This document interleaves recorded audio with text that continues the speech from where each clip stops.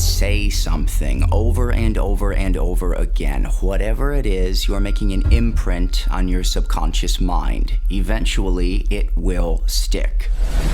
There are dimensions of space, time, and consciousness. Human bodies exist in the physical world, the third dimension. Human thought exists in imagination land, the fourth dimension. Imagination land is invisible, but it's just as real as the physical plane. As above, so below. Things need to happen in imagination land before they manifest into material. Thought precedes action. In imagination land, there are bright lights and dark shadows. Both are necessary for human development. Contrast creates shape, and the human condition is a constant game of balancing these two polarities. We have been conditioned to think light, good, dark, bad. This is wrong. Balance, good. Extremism, bad. Cool, was that enough of an attention reset? Allowing the influence of too much light blinds you. Toxic positivity. This was classically referred to as Luciferic. Lucifer, light bringer, blinded by its own light, fell to arrogance and pride.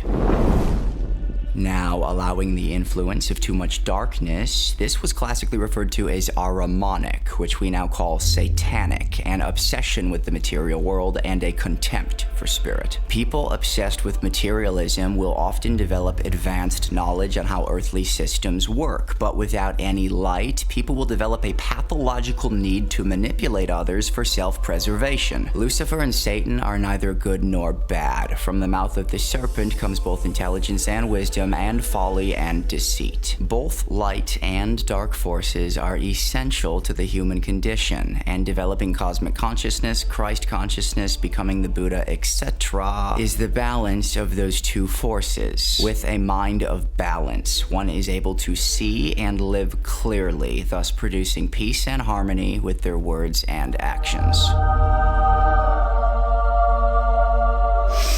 Another attention reset.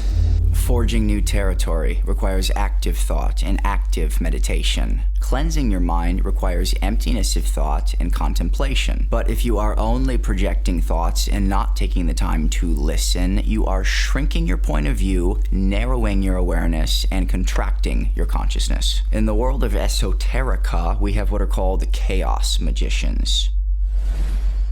Chaos magic is all about making an imprint on your subconscious to produce a desired outcome. This is done through sigils, incantations, breathwork, water, fire, and various other elements and techniques. It's called chaos magic because these practices condense and calcify the chaos in your mind and redirect that energy into where you want it to go.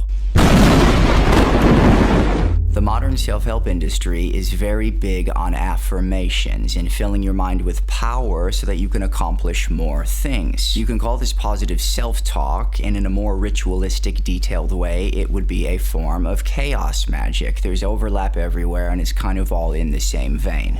I love affirmations, and I love chaos magic. There's plenty of unnecessary shit in all of our minds. Petty insecurities, irrational fears, trauma responses that keep us paralyzed. Your brain is like a computer, and with affirmations and chaos magic, you are installing new software in the brain. New software is great. It allows us to transcend the bugs and glitches of our old programming and live a better life. But with most new software updates, there comes a loss. Some of your presets may be missing, and the buttons and widgets may be in different places. Have you ever lost all your contacts? I have, and every Apple genius I spoke to deduced that my loss of contacts was due to me neglecting a previous update that was designed to be executed first. Many people are casting spells and creating thought forms that produce results at a tremendous cost. Azazel.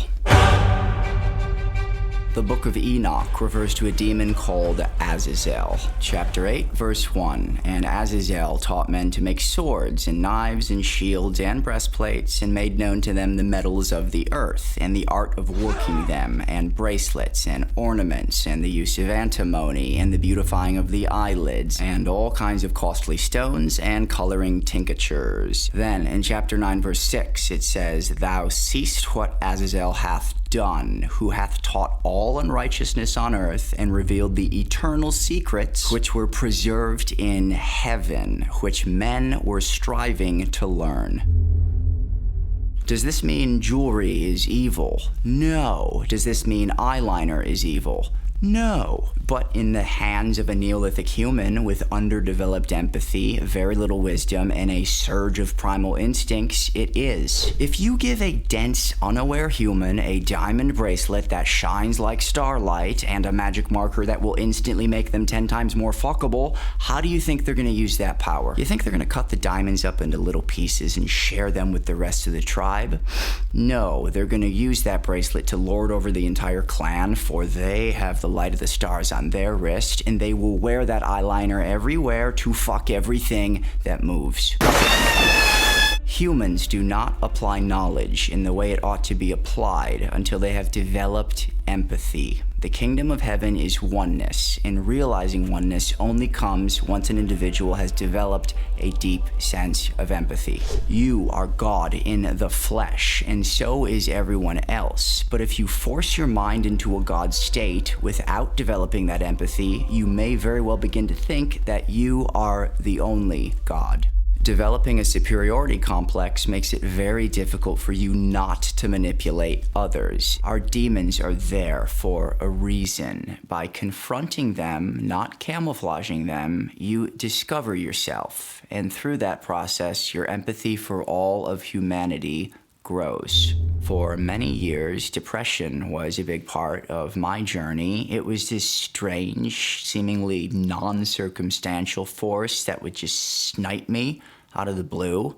I'd be shut down for a whole week and I'd have no idea why. I worked through that over the years, and I'm never depressed now, but I still remember what depression feels like. But had I not gone through that, I may very well have turned into a sociopath, because objectively, my life is pretty fucking great. I am so thankful that I had that crippling poison thorn in my side for so many years, because transmuting that pain led to some of the best growth of my life. So, use everything, worship nothing, get quiet, and talk to yourself. Because when God speaks to you, your voice.